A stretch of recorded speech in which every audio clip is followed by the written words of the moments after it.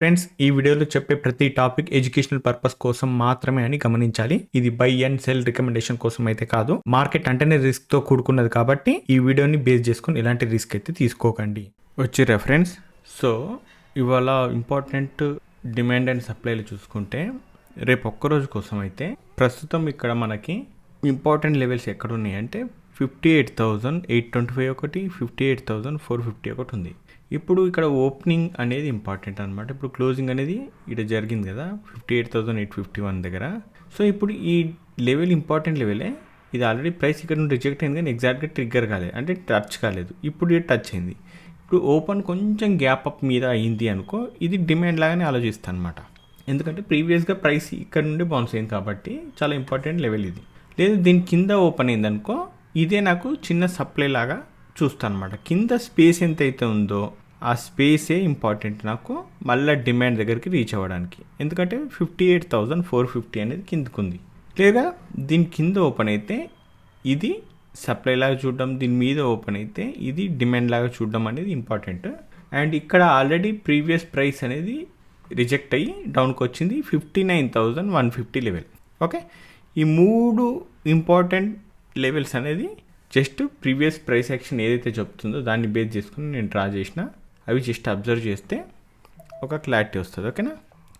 And నిఫ్టీలో కూడా ఉన్నాయి డిమాండ్ లెవెల్స్, కాకపోతే కొంచెం కిందికి ఉన్నాయి. 26,010 అనేది ఇంపార్టెంట్ లెవెల్. అంటే కొంచెం కిందికి వస్తే ఈడ ప్రైస్ ఎలా రియాక్ట్ అవుతుంది అనేది చూసి ఆ తర్వాత నేను డిసిషన్ తీసుకుంటా. బట్ కింది ఇంకోటి ఉంది 25,890, ఇది కూడా ఇంపార్టెంటే.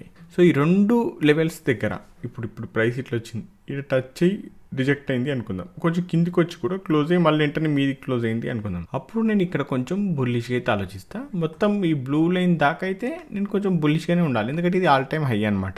ఓకే, రేపు ఒక్కరోజే ఇది పైకి పోతుందా అంటే అట్లా అనట్లేదు. బట్ ఇది ఎక్కడి నుండి ఫాల్ అయిందో చూసుకోండి, అది మాత్రం ఫిల్ అవ్వాలి జనరల్గా. ఎందుకంటే బుల్లిష్ మార్కెట్ ఉన్నప్పుడు బేరిష్ మూవ్ అనేది ఫిల్ అవుతుంటుంది, బేరిష్ మార్కెట్ ఉన్నప్పుడు బుల్లిష్ మూవ్ అనేది ఫిల్ అవుతుంటుంది.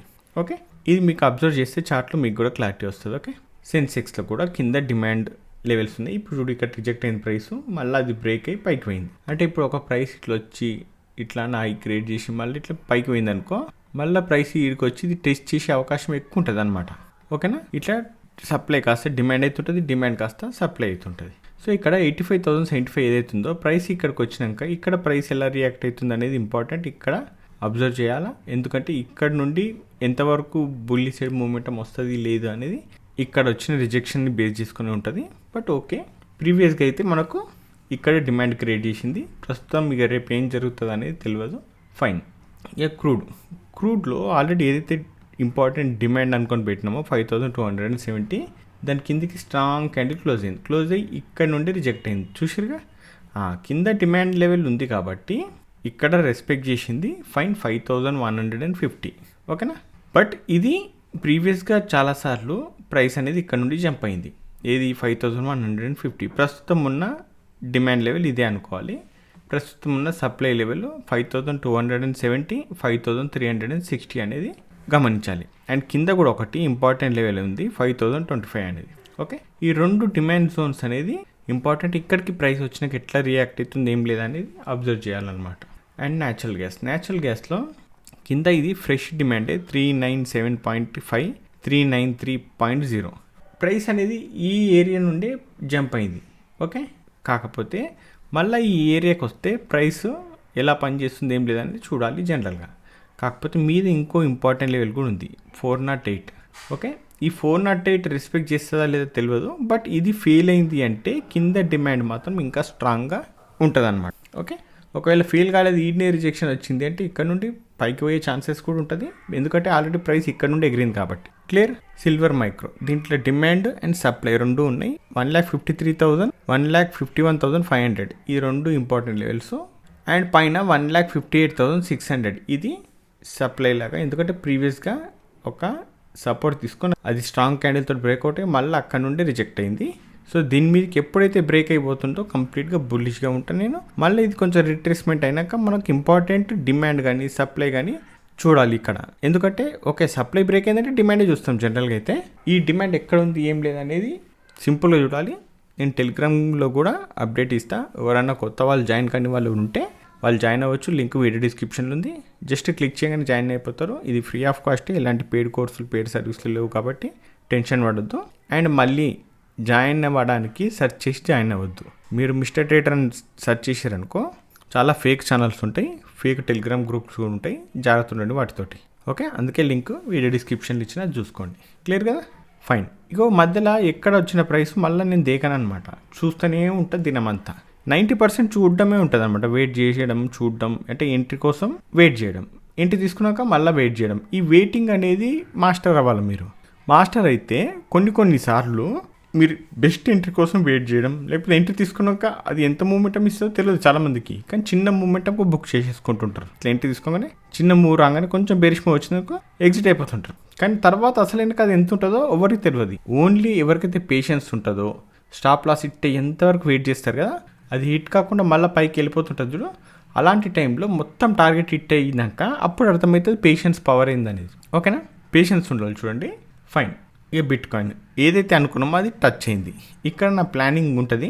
ఆల్రెడీ లిమిట్ ఇన్వెస్ట్మెంట్ అనేది చేసిన, బట్ ఓకే. బట్ ఇక్కడ డే ట్రేడింగ్లో కూడా నేను ప్లాన్ చేయాలా. బట్ నాకు పైకి కొంచెం పుష్ అనేది కనిపించాలా. అంటే క్యాండిల్స్ అట్లీస్ట్ బుల్లిష్ క్యాండిల్ అనేది రావాలా. అప్పుడు నేను ప్లాన్ అనేది చేస్తే ఇక్కడ. అండ్ ఏదైతే సొలానా ప్లాన్ చేసినామో ఇది ట్రిగ్గర్ కాలే, జస్ట్ మిస్ అయింది. దగ్గరకు వచ్చి ఫైన్. ఇక్కడ నుండి నేను కొంచెం బుల్లిష్గానే ఉంటా, బట్ ఓకే. ఇది ట్రిగ్గర్ కాలే కాబట్టి దీంట్లో ఫోకస్ చేయను. అండ్ ఇంకో విషయం ఏంటంటే ఈటీహెచ్లో 2750 అది ఈ రెండింటికన్నా మంచిగా ఉందన్నమాట. నేను బుల్లిష్గానే ఉన్న దాంట్లో ఈ రెండింటికన్నా సాలిడ్ ఉంది. ఇంకా స్పీడ్గా పోయే అవకాశం కూడా కనబడుతుంది దాంట్లో. జస్ట్ అబ్జర్వ్ చేయండి.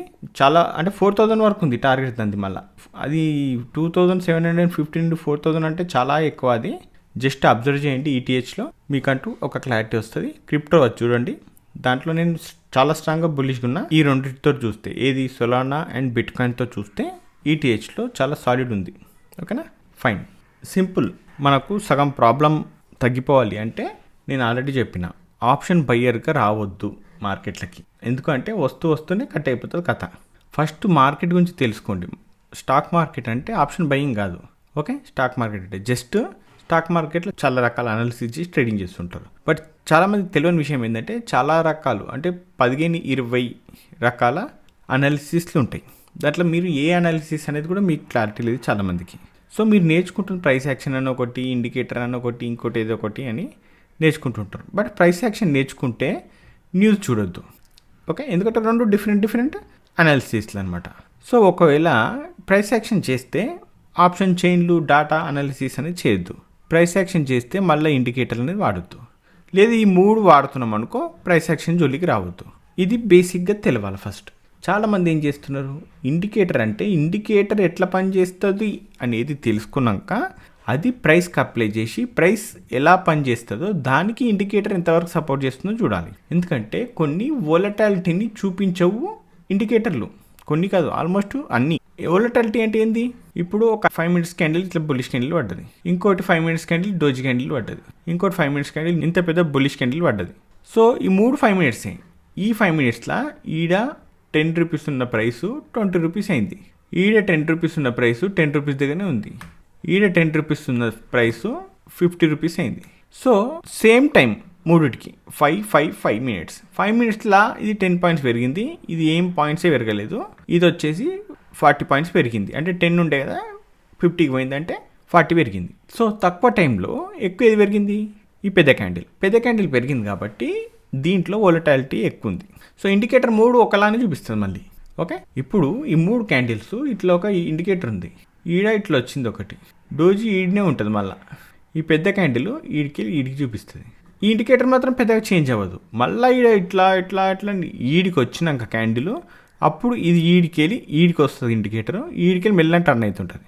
అంటే కథ అయిపోయినాక ఇండికేటర్ అనేది దాన్ని ఫాలో అవుతుంటుంది. చాలా స్లో ఉంటుంది. ప్రైస్నే ఇండికేటర్ ఫాలో అవుతుంది కానీ ఇండికేటర్ని ప్రైస్ ఫాలో అవ్వదు. అంటే సింపుల్ లైక్ ఇండికేటర్ మీనింగ్ ఏంది? ఎగ్జాంపుల్ కార్ తీసుకుందాం. ఇది కారు, ఇది ఆల్రెడీ చెప్పినా మీకు ఎన్నో. ఇది కారు బ్యాక్ సైడ్, ఫ్రంట్ కాదు. ఈడ ఇండికేటర్లు ఉన్నాయి అనుకుందాం. ఇవి ఇండికేటర్లు. ఇప్పుడు దీని అర్థమైంది, కార్ని డ్రైవ్ చేసేది ఎవరు? కార్ మూవ్ అయ్యేది దేనివల్ల? డ్రైవరు ఆపరేట్ చేయాలా, అంటే డ్రైవ్ చేయాలా, గేర్లు వేయాలా, ఎస్కలేటర్ యూజ్ చేయాలా, బ్రేక్ యూజ్ చేయాలా, స్టీరింగ్ యూజ్ చేయాలా, ఇవన్నీ లేదా మార్కెట్లో మైండ్ సెట్ అని, స్టాప్ లాస్ అని, అంటే బ్రేక్ స్టాప్ లాస్ కిందకి వస్తుంది, స్టీరింగ్, మార్కెట్ డైరెక్షన్ అని, ఇవే అనుకుందాం. బట్ ఇండికేటర్ ఏంది? ఇండికేటర్ ఏం చేస్తుంది? కారు ఎటు పోతుందో ఇది చెప్తుంది, జస్ట్ సిగ్నల్. అట్లా అని అది నిజమని అనుకోవద్దు. ఇప్పుడు కొందరు ఉంటారు డ్రైవింగ్ రాని వాళ్ళు, కార్ రైట్ సైడ్ ఇండికేటర్ వేసి లెఫ్ట్ కూడా పోవచ్చు. అప్పుడు ఏమైపోతుంది? ఇక్కడ మిస్టేక్ జరగచ్చు, ఇక్కడ డ్రైవర్ ఉంటాడు కాబట్టి. బట్ మార్కెట్లో డ్రైవర్ ఉండడంటే ఉంటాడు కానీ ఫిక్స్డ్గా ఉండిపోతాడు, మన మనిషి చేసినట్టు మిస్టేక్లో చేయడు. సో లెఫ్ట్ సైడ్ ఇండికేటర్ వేసి రైట్ సైడ్ ఇండికేటర్ వేసి లెఫ్ట్ సైడ్ పోదు కారు. కానీ ఇక్కడ మీరు ఒక విషయం గమనించాలి, ఇండికేటర్ పడ్డది అంటే ఇండికేటర్ కార్ని లెఫ్ట్ టర్న్ చేస్తలేదు, ఇండికేటర్ కార్ని రైట్ టర్న్ చేస్తలేదు. ఓకేనా? కారు ఎటు పోతుందో ఇండికేట్ మాత్రం చేస్తుంది. కారు పోయే దారి కారు డిసైడ్ అయిపోయాక తర్వాత ఇది చెప్తుంది కారు ఇటు పోతుంది, అటు పోతుంది. తర్వాత కార్కి ఇది వెనకాల ఉండి ఇండికేట్ చేస్తుంది అనమాట. అంటే కార్కి ఇది ఇండికేట్ చేస్తుంది తప్ప ఇదే కార్ని డ్రైవ్ చేయట్లేదు అని. సేమ్ ప్రైస్ ఎటు పోతుంది అనేది మూవింగ్ యావరేజ్. అంటే ఇప్పుడు 20 ఉందనుకో, 20 రోజులది అంటే లాస్ట్ 20 రోజులది తీసుకొని దీని యావరేజ్ అనేది చూపిస్తుంది అనమాట. సో ఈ యావరేజ్ని బేస్ చేసుకొని లాస్ట్ 20 రోజుల నుండి ఏం జరుగుతుంది అనేది ఇండికేటర్ చూపిస్తుంది కదా. మరి ఇప్పుడు ప్రజెంట్ సింగిల్ క్యాండిల్ ఎలా ప్లాన్ చేస్తాం? సో చేయొచ్చు, కాకపోతే దీని మీద జస్ట్ బయింగ్ సెల్లింగ్ అని కాకుండా ఇది ఇండికేటర్ ఎలా పనిచేస్తుంది దానికి తగ్గ, అంటే క్యాండిల్స్ మీద క్లారిటీ ఉంటేనే ఇండికేటర్ వాడడానికి వస్తుంది, లేకపోతే రాదు. కానీ ఇండికేటర్ వల్ల మొత్తం మార్కెట్ రన్ అయిపోతుందని చెప్పేసి ఇండికేటర్ నమ్ముకొని కూర్చోవద్దు. యూజ్ చేయాలా, ప్రతిదానికి యూజ్ చేసుకోవచ్చు, కానీ టెక్నిక్ డిఫరెంట్ ఉంటుంది. ఓకే, మూవింగ్ యావరేజ్ క్రాస్ చేస్తే, అంటే ఇట్లా మూవింగ్ యావరేజ్ క్రాస్ చేస్తే బై చేసేయాలా, కిందికి వస్తే సెల్ చేసేయాలంటే అవి కాదు, అవి అంత బేసిక్గా పోయి అంటే సాధ్యం కాదు ఈ కాలంలో. క్లియర్గా ఇండికేటర్ని వేరేలాగా వాడుకోవాలి. సో ఇక్కడ ఇండికేటరే కాదు, న్యూస్ కూడా. న్యూస్ చూస్తూ ఉన్నారు కదా చాలామంది, న్యూస్ చూస్తే న్యూస్ రిలేటెడ్ అనాలిసిస్లు ఉంటాయి. ఓకే, ఆ అనాలిసిస్ వేరు. మళ్ళీ ఇక్కడ అందరూ ఏం చేస్తారు, చేసేది ఆప్షన్ బయింగ్. పెద్ద మైనస్, ఎందుకంటే 70-80% అక్కడనే ఫెయిల్ అయిపోతారు మీరు. ఎందుకంటే దీంట్లో ఆప్షన్ బయింగ్లో 1% కూడా మొత్తం దేశంలో లేరు బయింగ్ చేసి తీసిన వాళ్ళు ప్రాఫిట్. ఓకే, 1% కూడా లేరు. ఓకేనా? సరే, ఇక్కడ ఆప్షన్ బయింగ్లో ఇక్కడ డీకే అనేది ఫస్ట్ చంపేస్తుంది, ఇక్కడనే ఆపర్చునిటీ అనేది పోతుంది. ఈ డీకే కాకుండా మీరు ఓవర్ ట్రేడింగ్ అనేది ఆపరు, మళ్ళీ వస్తూనే చిన్న క్యాపిటల్ పెట్టుకుంటారు. చిన్న క్యాపిటల్ ఉంటే ఫియర్ ఎక్కువ ఉంటుంది. అంటే ఇప్పుడు 50,000 ఉంటుంది, 50,000 10,000 పోతే ఒకలాగా ఉంటుంది. అదే 10 లక్షలు ఉంటుంది కదా క్యాపిటల్, దాంట్లో 10,000 పోతే ఒకలాగా ఉంటుంది. ఓకే, రెండు దగ్గర 10,000 పోతాయి, కానీ 10,000 10 లక్షల్లో పోతే ఒకలాగా ఉంటుంది, 50,000 పోతే ఇంకోలాగా ఫీల్ అవుతారు అనమాట. అందుకే ఎమోషన్ ఎక్కువ ఉంటుంది, ఆ ఎమోషన్లో రాంగ్ డిసిషన్స్ ఎక్కువ ఉంటాయి. అట్ ద సేమ్ టైం మళ్ళీ ఇంకోటి ఏంటంటే ఆ భయము, ఆ కంగారు, ఆ ఎమోషన్స్ అనేది ఎక్కువ ఉంటాయి. ఇవి చాలా దారుణం అనమాట. ఆప్షన్ బయింగ్ మళ్ళీ క్యాపిటల్ చిన్నగా, క్యాపిటల్ కూడా ఉండదు, మళ్ళీ తర్వాత కంట్రోలింగ్ ఉండదు. సరే, మీరు హెల్త్ రిలేటెడ్ మెడిటేషన్ చేసి అవన్నీ చేసి ఆల్రెడీ ఉన్నారు అంటే ఉంటే చాలా తక్కువ మంది ఉంటారు, బట్ మార్కెట్లోకి వచ్చేటోళ్ళు ఎవరు ఉండరు మ్యాక్సిమం. ఓకే, మళ్ళీ ఇక్కడ ప్రైస్ యాక్షన్ దగ్గరకు పోతారు, అది ఫెయిల్ అయితే ఇండికేటర్ పట్టుకుంటారు, అది ఫెయిల్ అయితే ఇంకో దానికి పట్టుకుంటారు. అట్లా కాదు, ఒక్క దాన్ని ఫిక్స్ అయితే నేను ఇప్పుడు ప్రైస్ యాక్షన్ మీద ఫిక్స్ అయిపోయినా, దీనికి సంబంధించి ఏమైనా అవసరమైతే తీసుకుంటా తప్ప ఫైనల్ ప్రైస్ యాక్షన్ ఉంటుంది అనమాట. ఓకేనా? సో నేను అందుకే ప్రైస్ యాక్షన్ మీద, మీరు ఎప్పుడైనా చూసిరా నేను మిగతా వీడియోలు ఏమైనా చేయడంగా, న్యూస్ల మీద కానీ ఇంకా దేని మీద ఏదైనా అనాలిసిస్ మీద? నిజానికి నేను చేయలేదంటే వాటి మీద కూడా చేసినా తెలుసుకున్నా, ఎందుకు ఇవన్నీ న్యూస్ ఎందుకు వస్తుంది, మళ్ళీ డాటా ఎందుకు ఇస్తున్నారు, ఇంకా మిగతాయి చాలా రకాల అనాలిసిస్లు ఉంటాయి. ఓకే, ఎఫ్ఐఐ ఇవాళ ఇంత సెల్ చేసింది అంటారు, డిఐ ఇంత బై చేసింది అంటారు. బై చేసింది, సెల్ చేసింది అనేది ఆన్సర్ అనగానే కనబడుతుందిగా. చేసిండ్రు అంటే అయిపోయినాక కనుక డాటా వస్తుంది, అయిపోయినాక మీరేం చేస్తారు? ఇప్పుడు ఈడ 1000 రూపాయలు ఉంది ప్రైస్, ఈడికెళ్ళి ఎఫ్ఐఐ సెల్ చేసిర్రు, ఈడికి వచ్చింది 700కి అనుకుందాం, అంటే ప్రైస్ ఆల్రెడీ తగ్గిపోయింది. సో ఇక్కడ నుండి మళ్ళీ రేపు సెల్లింగ్ సైడ్ ఉంటారు మిగతా వాళ్ళు, రిటైలర్స్. సో అయిపోయిన దాన్ని కాదు, రేపు ఏం జరుగుతుందో దాన్ని అనాలిసిస్ చేయడానికి ట్రై చేయండి. దేని బేస్ చేసుకొని ప్రీవియస్గా ప్రైస్ ఎలా పనిచేసింది ఏం లేదు, మీకు బ్యాక్ టెస్టింగ్ కోసం కొన్ని చెప్పినా కదా, ఇప్పుడు కూడా ఒకటి చెప్తా, మీరు అది అబ్జర్వ్ చేయండి. జస్ట్ అగ్రెసివ్గా ఒక మూవ్ వస్తుంటుంది, అంటే మీరు మీ ప్రాక్టీస్ కోసం చెప్తున్నాను నేను. ఇట్లా బేరిష్ క్యాండిల్స్ వస్తుంటాయి, ఇట్లా వచ్చినప్పుడు మధ్యలో ఒక బుల్లిష్ క్యాండిల్ వస్తుంటుంది. ఈ బుల్లిష్ క్యాండిల్ వచ్చినప్పుడు కొన్నిసార్లు ఈ బుల్లిష్ క్యాండిల్కి హై క్రాస్ చేయడానికి పోతుంది ప్రైస్, కానీ ఫెయిల్ అయిపోయి ఏమైపోతుంది, విక్ ఇట్లా క్రియేట్ చేసి లోపలనే క్లోజ్ అవుతుంది. ఈడ చిన్న బాడీ ఉండొచ్చు, పెద్ద బాడీ ఉండొచ్చు, దీని తర్వాత ఫాల్ వస్తుంటుంది. ఓకే, ఈ అగ్రెసివ్ మూవ్ అనేది ఇంపార్టెంట్. చూడండి, ఈ అగ్రెసివ్ అంటే పెద్ద క్యాండిల్ ఉండాలి. ఇవి స్టార్టింగ్లో పెద్దది ఉండాలా, తర్వాత చిన్న ఉన్నా పర్లేదు. కానీ మళ్ళీ బుల్లిష్ క్యాండిల్ వస్తుందిగా, ఈ బుల్లిష్ క్యాండిల్ హై కానీ లేకపోతే దీని తర్వాత మళ్ళీ ఇంకేదైనా ఇట్లా వచ్చి దీని హై కానీ ఇట్లా ఫెయిల్ అవుతుంటుంది ఒక క్యాండిల్. సేమ్ మన బుల్లెట్ క్యాండిల్ అనుకోండి, ఇది ఒక క్యాండిల్ ఉంటుందిగా, దీని రేంజ్ ఏదైతే ఉంటుందో ఇది దీని లోపలనే ఓపెన్ అవుతుంది అనమాట. క్యాండిల్ ఈడ ఓపెన్ అయ్యి పైకి పోతుంది, పోయినా కూడా మళ్ళీ వచ్చి లోపల క్లోజ్ అయ్యి ఇట్లా క్రియేట్ చేస్తుంది. లేదంటే బాడీ కొంచెం పెద్దగా కూడా ఉండొచ్చు ఇట్లా, లేదంటే ఇట్లా కిందికి కూడా రావచ్చు. బట్ ఎటు తిరిగి ఇట్లా ఒకటి ఫెయిల్యూర్ అయిన హై క్రాస్ చేయడానికి పోయి ఫెయిల్యూర్ అయిన క్యాండిల్ ఉంటుందిగా, అది మళ్ళీ ఇక్కడ నుండి మూమెంటం అనేది తీసుకుంటుంది. ఇది జనరల్గా అబ్జర్వ్ చేస్తే మీకు క్లారిటీ వస్తుంది. ఇప్పుడు ఈడ అగ్రెసివ్గా ఫాల్ అయింది ఇది. ఓకే, ఈ అగ్రెసివ్కి ఇక్కడ చూడండి, ఇది స్ట్రాంగ్ క్యాండిల్. ఈడ బుల్లిష్ క్యాండిల్ వచ్చింది, ప్రీవియస్ క్యాండిల్ మీద తిన్నది. కానీ ఈ బుల్లిష్ క్యాండిల్ వచ్చినాక కూడా తింటుంది. ఓకే, ఇది బుల్లిష్ క్యాండిలే వేరే దాన్ని తిన్నదిగా. ఇప్పుడు ఈడ చూడండి, బుల్లిష్ క్యాండిల్ వచ్చిందా, ఫస్ట్ది కాలేదు, సెకండ్ తర్వాత ఏమైంది, ఫాల్ వచ్చింది. ఇది ఎక్కడైనా బుల్లిష్ అయినా బేరిష్ అయినా ఎక్కడైనా పనిచేస్తుంది. ఇక్కడ బుల్లిష్లో కూడా చూసుకుందాం, స్ట్రాంగ్ బుల్లిష్ మూవ్ కదా, ఇక్కడ రాలేదు, వచ్చింది ఈడ, ఇగో ఈడ చూసారా, స్ట్రాంగ్ మూవ్ వచ్చి బేరిష్ క్యాండిల్ వస్తుంది. ఈ బేరిష్ క్యాండిల్ కానీ లేకపోతే దీని తర్వాత ఇంకో బేరిష్ క్యాండిల్ కానీ ఇట్లా స్వీప్ అయిపోతుంటుంది. ఇంకా చూపిస్తాం మీకు, ఇక్కడ చూడండి, బేరిష్ కదా, ఈడికెళ్ళి ఫాల్ అయింది కదా స్ట్రాంగ్గా. ఈడ చూడు, దీన్ని తినలే, బుల్లిష్ క్యాండిల్ వచ్చేసింది, ఇది ఫస్ట్ బుల్లిష్ క్యాండిల్. దీని తర్వాత ఈడ చూడు, మీదికి పోయి ఈడ ఓపెన్ అయింది, కింద మీదికి పోయింది, మళ్ళీ వచ్చి లోపల క్లోజ్ అయిపోయింది. ఇప్పుడు ఈడికెళ్ళి ఈడికి ఇది బేరిష్ మూవా కాదా, ఇది అబ్జర్వ్ చేయండి. సింగిల్ క్యాండిల్ తీసుకున్నా కూడా ప్రాఫిటే, ఎందుకంటే మీరు లిమిట్గా ఉండరు కాబట్టి. డైలీ 10 చేయాలా, అది ప్రాఫిట్ వచ్చినా కూడా 10 ఇంకా వస్తాయని చెప్పి ఇంకా చేయడం, 20 ట్రేడ్లు చేయడం, 30 ట్రేడ్లు చేయడం, కంట్రోల్ లేకపోవడం. ఎందుకంటే మీ ఓన్ క్యాపిటల్, మీ ఓన్ అకౌంట్ మీ ఇష్టం ఉన్నట్టు చేసుకోవచ్చు కాబట్టి, ఇష్టారాజ్యం చేస్తుంటారు కాబట్టి లాస్ అవుతుంటారు. కానీ ఒక్కటే ట్రేడ్ అని ఫిక్స్ అయిపోండి, లేదా 2 ఎక్స్పీరియన్స్ ఉంటే 3, అంతకు మించి ట్రేడ్లు చేయొద్దు. ఓకే, ఆప్షన్ బయింగ్లో అయితే అసలు చేయనే వద్దు నా లెక్క ప్రకారం. బట్ చాలామంది చేస్తారు కాబట్టి ఒకటే ట్రేడ్, ఏదైనా ఒకటే కాన్సెప్ట్ లాంగ్ టర్మ్ వాడుకుంటే, అసలు ఒక్క దాంట్లో మాస్టర్ కాకుండా ఇది పని చేస్తలేదు అంటే స్టాప్ లాస్ హిట్ కాకుండా మొత్తం జర్నీ చేయాలని వస్తారనమాట. 1-2 స్టాప్ లాస్ కాగానే ఆ కథం రిటర్న్ కొత్త కాన్సెప్ట్ వచ్చేయాలి.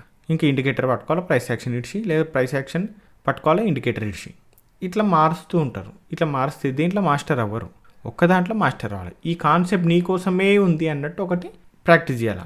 ఓకే, నేను 100 చెప్తా, కానీ 100లో నేను ఎంత ప్రాక్టీస్ చేసినా దానికన్నా ఎక్కువ ప్రాక్టీస్ చేస్తే ఆ కాన్సెప్ట్ మీద మీకు ఎక్కువ గ్రిప్ ఉంటుంది నాకన్నా. ఓకే, ఇప్పుడు డామినేషన్ అంటాం, డామినేషన్ కాన్సెప్ట్. ఇప్పుడు నేను డామినేషన్ చాలా కాలం వాడినా కాబట్టి దాని మీద క్లారిటీ ఉంటుంది. ఇప్పుడు నేను ఒక 5 ఏళ్ళు వాడినా అనుకుందాం, మీరు 10 ఏళ్ళు వాడి ఇంకా మాస్టర్ అవ్వచ్చు కూడా దాని మీద, అవునా కదా. అట్లా అని చెప్పి నేను అన్నిటి మీద అంత ప్రాక్టీస్ చేయను కదా. నేను ఏం చేస్తానంటే ప్రాక్టీస్ చేసి సేవ్ చేసుకుంటే ఏది ఎట్లా పని చేస్తుంది అనేది రాసి పెట్టుకుంటా అంతే. ఇవి చేసుకుంటూ వస్తూనే ఉంటా, నాకు క్లారిటీ ఉంటుంది. ఓకే, ప్రైస్ ఎట్లా పనిచేస్తుంది ఏం లేదని బేసిక్ క్లారిటీ, అది చాలు. ఓకేనా, మీరు కూడా ప్రాక్టీస్ చేస్తే అవుతుంది. అంటే చూడాలి అట్లీస్ట్ చార్ట్.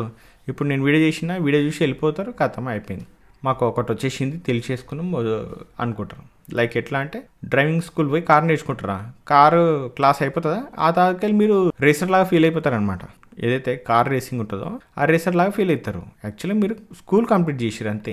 ఆ తర్వాత ఓన్గా ప్రాక్టీస్ చేసి మీరు ఒక డ్రైవింగ్ స్కిల్ అనేది డెవలప్ చేసుకోవాలి. ఇంకా రేసర్ దాకా చాలా దూరం ఉంది కదా. ఓకేనా, ఫైన్. సో ఇది అబ్జర్వ్ చేయండి, ఇదే మీరు ప్రాక్టీస్ చేసిరా లేదనేది మీరే చెప్పాలి. ఇంక ఇది ఓకేనా, ఫైన్. సో ఫ్రెండ్స్, ఈ వీడియోలో మాత్రం ఇంతే. మళ్ళీ నెక్స్ట్ వీడియోలో మళ్ళీ కలుసుకుందాం. అంతవరకు ఉంటాను, బాయ్.